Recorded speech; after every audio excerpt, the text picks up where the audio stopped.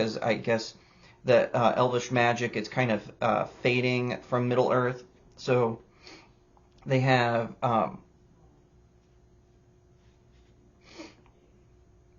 the elvish magic is kind of fading from Middle Earth, so they need to be able to use the mithril to reawaken it, but the dwarves have refused in the previous episode. And just when things can't get any worse, I said what I said. Galadriel arrives with Halbrand, and he's injured, and he needs elvish medicine. So the next morning, Celebrimbor, he's kind of like, a little upset with the state of events. He's wandering his forge. He finds Halbrand there, just kind of chilling. And they discuss mithril and how to amplify its strength. And he hears Celebrimbor hears Halbrand's ideas and on how to amplify mithril. So now we go to Numenor and the Prime Minister, who, remember, he's also the Queen Regent's cousin, so he's the King's nephew. He is saying the King's time is almost up, so they want to make a tomb for him, and they want to build a statue. And Isildur's sister, Irene, I think is her name. Again, she's not a character from the Silmarillion. He tells them that she is among apprentices who are part of this endeavor. He says that they're allowing people to make visages of the king for the statue, and that they can be among the ones that they choose. So they're going to get 1 hour with the king. So now we cut back to Elrond, Celebrimbor, and Galadriel. They're talking to the Elvish High King about this plan to expand the mithril, and he gives Galadriel a little slap on the wrist just to let her know he's disappointed in her. And then they try to convince him to give them more time. He says, no, the elves are just going to have to leave. Our magic is fading. So Elrond convinces him to give them 3 more months. However, when Galadriel hears Celebrimbor, she becomes suspicious of what he said and asked if Halbrand did this. And she weirdly gets suspicious about this. But so, anyway, we cut back to the cultists and the Meteor Man, and they try to, again, they tell him he's Sauron and that his memories will return once the veil is lifted. Well, he doesn't really want to go with them, so it kind of starts a little tussle, but the Harfoots, Nori, her friend, I think Nori's mom, and then the leader of the Harfoots, the 4 of them arrive. The cultists try to harm them, but the Meteor Man stops them. The Bald One fights with the Meteor Man and even knocks him unconscious, but the Harfoots distract the Bald One, and this person decides to burn down the forest. So Nori, but in the process, Baldy drops the staff that, I don't know if it was whatever, the staff that was being held, and so Nori gives it to Meteor Man, and he defeats them with the power of the staff, and they start to fade away, like their true selves get revealed, that they're just kind of undead ghouls. And as they fade away, one of them says, "Oh, you're not Sauron, you're the other," and uses a word to describe him. And then during the battle, though, the Harfoot leader, he was mortally wounded, and as he's dying, he says, "Just let me look at one last sunrise." And then Nori, her mom, and their friend, they kind of like gather around him, as does the Meteor Man. So now we're back with Elendil. He's taking Muriel back to Numenor. He's trying to help her with her blindness, and of course, because he's a man, he can't, do this, and so she insults him. But then she changes her tune and tries to talk to him about Isildur's death. As you know, he tragically died in the battle of the Southlands, which turned into Mordor. And then as they approach Numenor, they realize that black flags are all over the place, and now we know that the king is dead. So it cuts back to the elves. They're trying to use the forge to forge a crown with the mithril, but it's not working. The forge keeps breaking, so Halbrand suggests that instead of trying to force it, that they should try to coax it. This makes sense to everyone in the room. It doesn't to me. And Galadriel gets more suspicious and asks an elf, another elf, to try to find the family tree of the Southland Kings, which she does. And so she confronts Halbrand because she realizes that the Southland has no king. Their line of kings ended. So they have another heart-to-heart. Oh my gosh, the show on heart-to-hearts. So many freaking heart-to-hearts. So she implies that he is Sauron, and then he like kind of touches her, and she has a vision where she sees her dead brother, and then this morphs to her being on Halbrand on the raft, and he does reveal himself to be Sauron, and she tells him, and he like offers to say, hey, join me, you can be my queen, and we'll bring order to Middle Earth. And she goes, order or conquering, and he's something like that, and he says, what's the difference? So then all of a sudden she's drowning, but she's saved by Elrond, and he's like, where's Halbrand? And she goes, he's gone. So he takes her to the forge, and they say that they're going to forge a ring. And so she says, no, it needs to be 3, not just 1, but 3. And they ask where Halbrand is, and she's like, he's gone, and he'll never return. And they say, well, we need your brother's knife, because remember, she had her brother's knife. It was the only thing she had left of him, and she sacrifices it and gives it over. So we cut to the Meteor Man. All of a sudden, he can talk, and I know somehow they'll probably blame the unveiling for this, but he's having a normal conversation with Nori with no problem. He's saying he must still go on this quest. He says that he's a wizard. And Nori decides to go with him on his journey. She bids her family, her father, mother, her sister, her friend, and the rest of the Harfoots, bids them all goodbye. So long, farewell, auf Wiedersehen, say goodbye. So we go to Galadriel. We see her kind of sad as her brother's knife melts. Elrond drops in the chunk of mithril. It's not a big chunk, but he drops it in. It's the one that Prince Durin gave him from the dwarves' mine, and we get to witness the forging of the 3 rings. And while this forging is going on, Elrond discovers the Southland family tree thing that Galadriel had. So as this is going on, we witness the forging of the rings. They put their emeralds on them, and then the last scene, just before the ending song comes, we see Halbrand in dark robes entering Mordor. Don't know how he got there so fast, but by golly, he did. So, a couple of notes on this. So, why is Elrond... So, when Galadriel first runs into Elrond, he apologizes to her. Why? Elrond did absolutely nothing wrong. And by the way, she kind of caused the plot of the show to happen, which more on that later. But now I will say, I heard other people, other YouTubers were saying, oh, Halbrand, he's obviously Sauron. And I was thinking, okay, listen, I know these writers are amateurish. I mean, the showrunners, this is their first TV show ever. They've never even done a movie before. They had written scripts that never got picked up. So, but I still didn't think they would do the obvious thing and make Halbrand Sauron. I had a little bit more faith in them than I should have. Boy, was I wrong. Never count on rookie writers to be subtle or clever.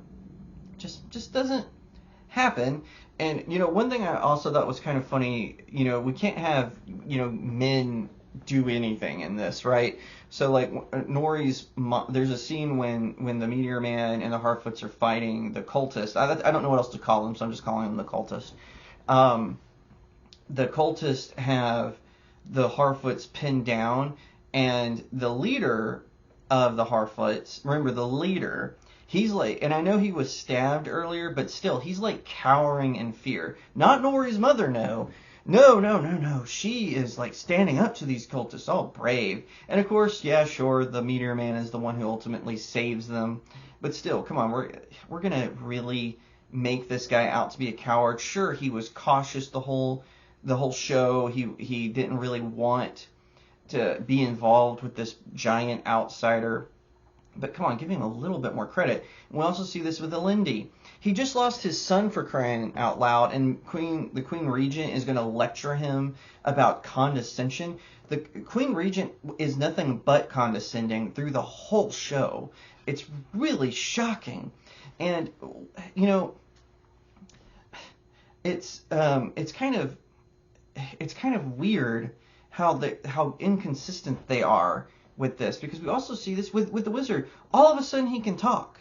Like they were teaching him basic language just one episode ago.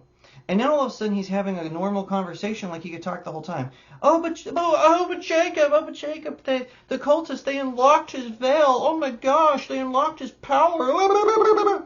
Okay, so what? That was such a stupid transition to that.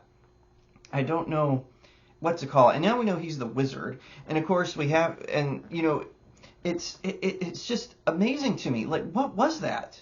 Where was the consistency? Why couldn't it have been, oh, I remember who I am. I'm this wizard.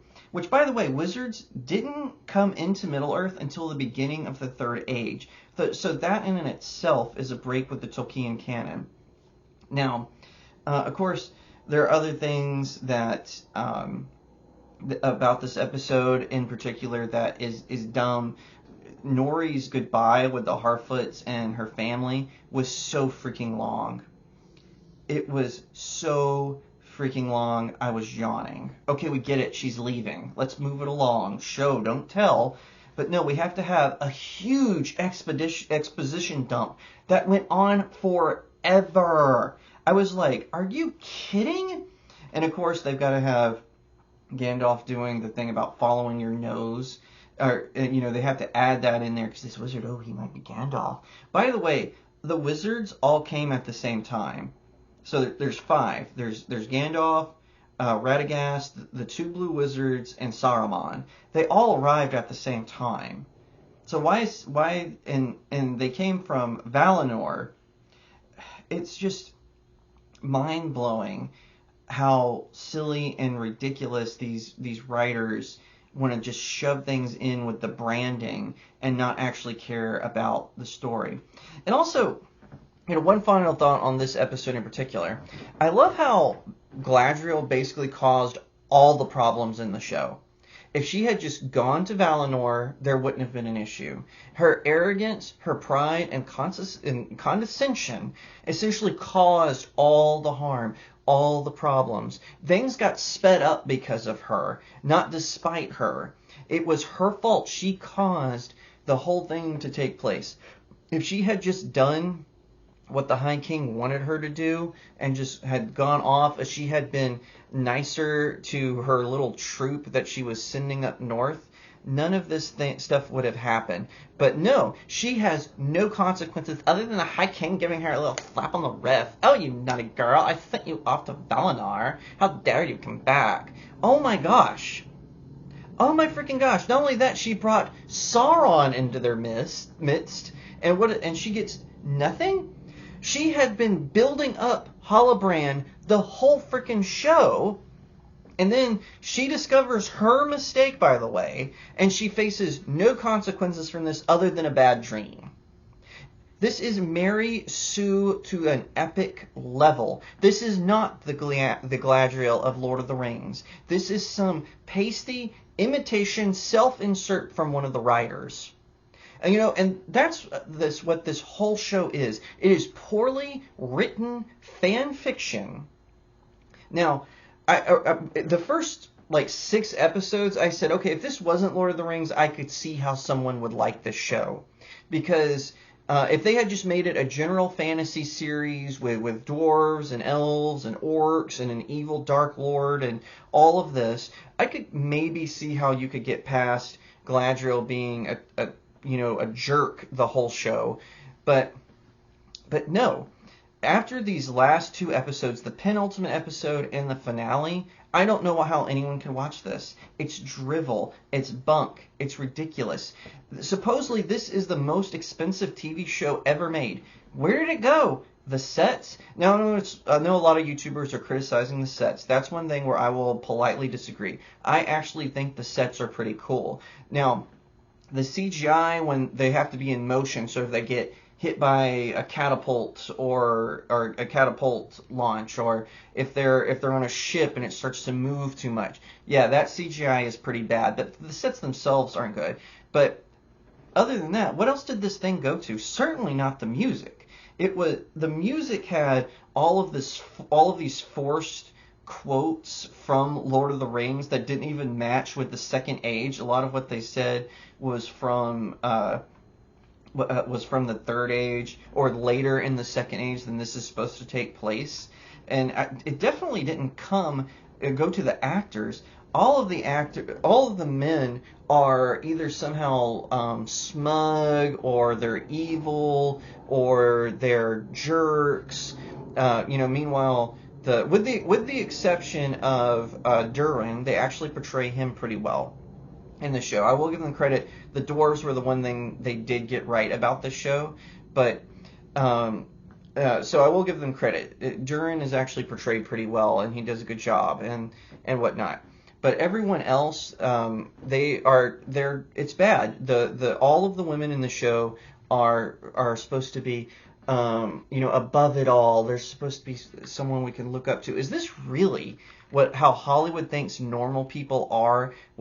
Is that really what Hollywood sees as acceptable, normal human behavior from men and women? You could just tell that this fan fiction was written based on some coastal elite's small view of the world. Now, Tolkien himself, he was kind of an elite. But the difference was he saw the hurt and the suffering of World War I. So he had that real world experience where he saw what evil can do to people, what war can do to just one person and the world at large, how it echoes, how that goes on. He saw those things, and so he was able to translate it into the pages of Lord of the Rings. These writers have no idea what it's like. They sit up in some lofty studio office sipping their frappe mocha soy lattes, and they thought, hey, wouldn't it be great if we just had every time Galadriel makes a mistake, she doesn't get any consequences for it? It made it trite and boring. It was a narrative, not a story. And it was incredibly bad. I can't believe this thing got renewed for a second season. Supposedly they're going to do 5, but if Amazon really was banking on this, Midnight's Edge has done really great videos talking about how Amazon is kind of betting the farm on this. And if Amazon really did bet the farm on this, they're in for a huge disappointment, because just for Tolkien fans like me, I just can't see this show pleasing anyone but a bunch of shills. Seriously. It's not Lord of the Rings, it's not Middle Earth, and I'm not just saying that to be flippant, but the show was a grand disappointment. It just displayed the lack of talent at Amazon Studios, particularly with this Lord of the Rings. And it's such a shame, because they give us trite like The Wheel of Time and Rings of Power, but then they give us good stuff like The Samaritan or The Terminal List. I just honestly think that they could have done better. They need to find out what's going on with their fantasy section of their studio, because right now it's been nothing but disappointment. And as a Tolkien fan, as someone who's a big long-time reader of the Middle-earth saga, of Lord of the Rings, of The Hobbit, I can say I was grossly disappointed, and I can't see Tolkien or even his son Christopher Tolkien being okay with this. If you liked that video, please leave me a comment. Let me know what you think. Give it a thumbs up. And I would be honored today if you would subscribe. No matter what platform you're watching on, please subscribe. Hit that follow button. Share it out all over the place. And check me out on some of my other socials. I've got links in the description below. Also, check out my website, StudioJakeMedia.com, and consider supporting this channel on StudioJakeMedia.locals. It really helps us smaller creators out. I really appreciate it, and I'll see you next time right here on Studio Jake.